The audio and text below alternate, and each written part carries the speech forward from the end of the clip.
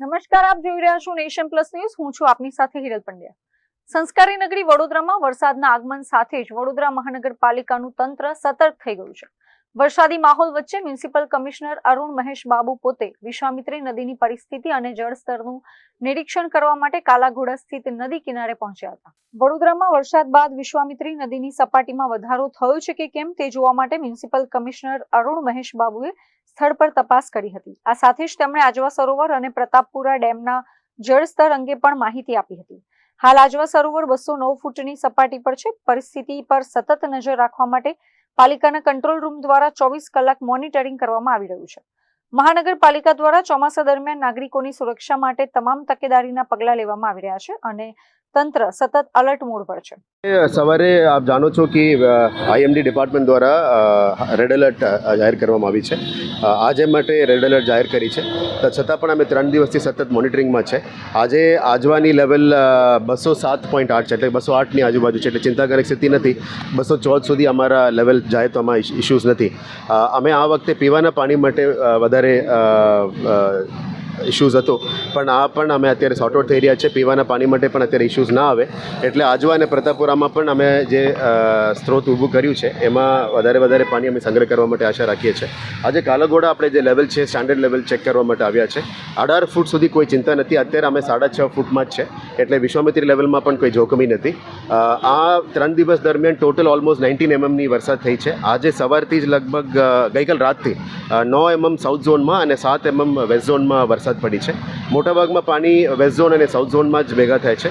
ગઈકાલે દિનેશ મિલનું કે એક રજૂઆત અમને મળી હતી કે વિશ્વામિત્રી પાણી સાથે મિક્સ થઈ રહ્યા છે. એમાં પણ ટીમ રાતોરાત કામગીરી કરીને એના પર નિકાલ કરવા માટે રેલવે સાથે મળીને કામગીરી કરી રહ્યા છે. આજે પણ તમામ QRT ટીમ્સ ફિલ્ડમાં છે. અમારા ઓફિસર્સ અને કર્મચારી બધા રેડ એલર્ટને જાણી લેતે ક્વિક રિએક્શન ટીમ્સ, ફાયરના ટીમ અને ટ્રી ટ્રીમિંગ માટે જે ટીમો છે બધા સતત ફિલ્ડમાં છે. કોઈ પણ ટ્રાફિકને અડચણરૂપ ના થાય કે વરસાદ પડે તો પણ પહોંચી વળવા માટે અત્યારે ટીમ ફિલ્ડમાં છે. થોડું આજે રાજ્ય સરકારનું પણ રિવ્યૂ મિટિંગ છે, એના પછી આપણે ઓફિસર સાથે પણ ફિલ્ડમાં વિઝિટ કરવાના જ છે. સાથે આશા રાખીએ કે જે નોર્થ ઝોનમાં 2 ઝોનમાં થોડું પાણી વરસાદ પડે ત્યારે મોટાભાગમાં દર વખતે પાણી ભરાય છે. એના નિકાલ કરવા માટે પણ આફ્ટર મોન્સૂન્સ હવે પરમનન્ટ નિકાલ માટે ડ્રેનેજ લાઇન્સ નાખવા માટે મહેનત કરી રહ્યા છે. પણ ત્યાં બહુ ડેન્સિટીવાળો વિસ્તાર છે, એટલે કેવી રીતે કરવું એ આપણે ટેકનિકલ ટીમ અને કન્સલ્ટન્ટ જોડે બેસીને કરવું પડે છે. જોખમી ઇમારતો છે, ઓલમોસ્ટ 1100 ઇમારતો અમે નોટિસ ઇસ્યુ કર્યા છે. એમને વેકેટ કરવા માટે પણ સૂચના આપી છે અને બોર્ડ ઓફિસર્સ દ્વારા નીચેના ટીમ દ્વારા પણ એમને રિક્વેસ્ટ કરવામાં આવી રહ્યા છે. UCD ડિપાર્ટમેન્ટ દ્વારા નાઇટ શેલ્ટર્સને પણ કાર્યરત કરીને રાખવામાં આવી છે. સાથે જમવાનું કે વ્યવસ્થા કરવું હોય એના માટે પણ અમે ડિઝાસ્ટરની ભાગરૂપે કરી રહ્યા છે.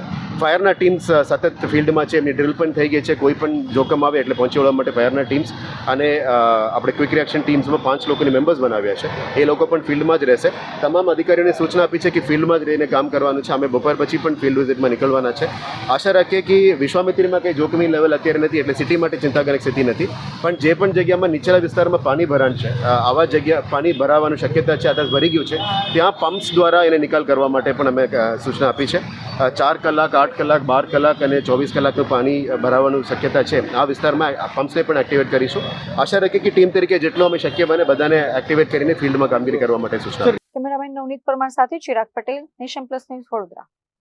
સમાચારોના સતત અપડેટ મેળવવા માટે અમારી નેશન પ્લસ ન્યૂઝની YouTube ચેનલને સબસ્ક્રાઇબ કરો, બેલ આઇકન દબાવો અને જોડાયેલા રહો Facebook, Instagram અને Twitter પર.